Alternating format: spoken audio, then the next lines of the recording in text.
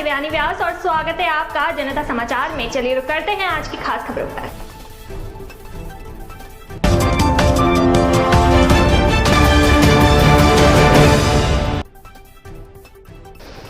सदन में तमाम हो हल्ले के बीच किसानों की नई आर्थिक आज़ादी की कहानी लिखी जा चुकी है। एक बार फिर प्रधानमंत्री नरेंद्र मोदी ने अपने द्वारा लाए गए सुधारों को नई आज़ादी के रूप में प्रचारित किया है, लेकिन सच कितना है इसे लेकर कई सवाल है। पहला है कि कृषक उपज व्यापार और वाणिज्य यानी कि संवर्धन और सरलीकरण विधेयक 2020, इसमें सरकार कह रही है कि वो किसानों की उपज को बेचने के लिए विकल्प को बढ़ाना चाहती है। किसान का कानून के जरिए अब एपीएमसी मंडियों के बाहर भी अपनी उपज को ऊंचे दामों पर बेच पाएंगे, निजी खरीदारों से बेहतर दाम प्राप्त हो सकेंगे। लेकिन सरकार ने इस कानून के जरिए एपीएमसी मंडियों को एक सीमा में बांध दिया है। इसके जरिए बड़े कॉर्पोरेट खरीदारी को खुली छूट दी गई है। बिना किसी पंजीकरण और बिना किसी कानून के दायरे में आए हुए वो किसानों की उपज खरीद बेच सकते हैं।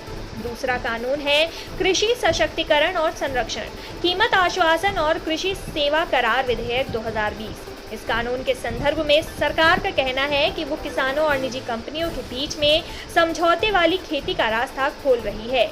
इसे सामान्य भाषा में कॉन्ट्रैक्ट फार्मिंग कहते हैं। और तीसरा कानून है आवश्यक वस्तु संशोधन विधेयक 2020। ये ना सिर्फ किसानों के लिए बल्कि आम जन के लिए भी समझने वाला है।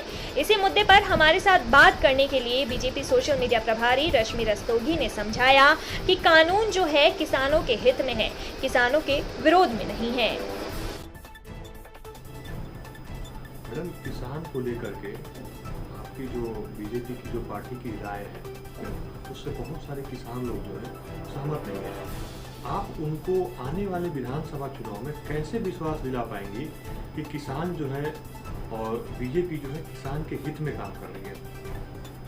हमारे देश में जब पाकिस्तान युद्ध चल रहा था उस समय लाल बहादुर शास्त्री जी जो प्रधानमंत्री थे उस समय, उन्होंने नारा दिया था जय जवान जय किसान, और वो राष्ट्र नारा बन गया है। और हमारी जो पार्टी है भाजपा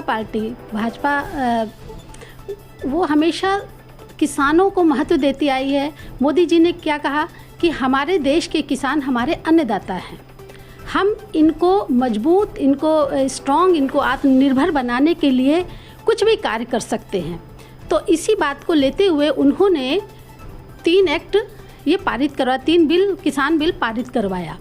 जो पहला बिल है वो जैसे कि farmer produce trade and commerce, हमारे किसान भाई जो आत्मनिर्भर होकर खेती करते हैं और बहुत परिश्रम करते हैं, वो कहीं भी अपने अनाज को बेच सकते हैं, कहीं भी किसी मार्केट में बेच सकते हैं, ऑनलाइन बेच सकते हैं, राज्य के अंदर बेच सकते हैं, राज्य के बाहर बेच सकते हैं, कहीं भी बेच सकते हैं। वो बिल्कुल स्वतंत्र हैं इस चीज़ को करने के लिए, जैसे अन्य लोग हैं कि अपना सामान कहीं भी बेच सकते हैं, वो फ्री हैं। और इसमें कोई टैक्स भी नहीं लगेगा, कोई राज्य सरकारें टैक्स नहीं लगाएंगे, बिल्कुल मुक्त हैं वो। तो आप खुद बताएं कि हमारे किसान भाई कहाँ से इसमें परेशान हो रहे हैं? कहीं भी नहीं, वो संतुष्ट हैं। केवल विपक्षी जो हैं वो उनको गुमराह कर रहे हैं, भटका रहे हैं, षड्यंत्र रच रहे हैं कि मोदी सरकार को हटाना है, इसलिए सारे विपक्षी जो हैं वो पीछे लगे हुए हैं। बाकी हमारे जो किसान भाई हैं वो पूरी तरह से संतुष्ट हैं और खुश हैं। इसी तरह से हम अगर सेकंड बिल की बात करें, सेकंड एक्ट की बात करें, तो farmer agreement on price insurance and farm services. तो इसका मतलब ये है कि हमारे जो किसान भाई हैं उनकी उपज को लेकर वो कहीं भी डील कर सकते हैं, इसमें कोई बिचौलिए नहीं आ सकते हैं, वो आत्मनिर्भर होके कहीं भी बेच सकते हैं, कहीं भी जा सकते हैं। तो इसके लिए हमारी जो बीजेपी सरकार है वो कुछ दिशा निर्देश भी कर रही है। आगे आने वाले समय में वो भी आपको पता चल जाएगा कि कैसा दिशा निर्देश प्राइस को लेकर या जो भी है। तो इसमें कहाँ क्या परेशानी है? हम स्वतंत्र हैं अपने व्यापार को चलाने के लिए, तो क्या किसान भाई को स्वतंत्र नहीं होना चाहिए कि अपना व्यापार वो अपनी खेती की, अपनी मेहनत की कमाई को अच्छे से वो बेच सके, अच्छे से वो आत्मनिर्भर बन सके? हमारी सरकार, देखिए राज्य सरकारें भी हैं, तो वो ये चाह रही हैं कि 2022 तक हमारे किसान भाइयों की जो आय है वो दुगनी हो जाए, इसके लिए वो प्रयासरत हैं।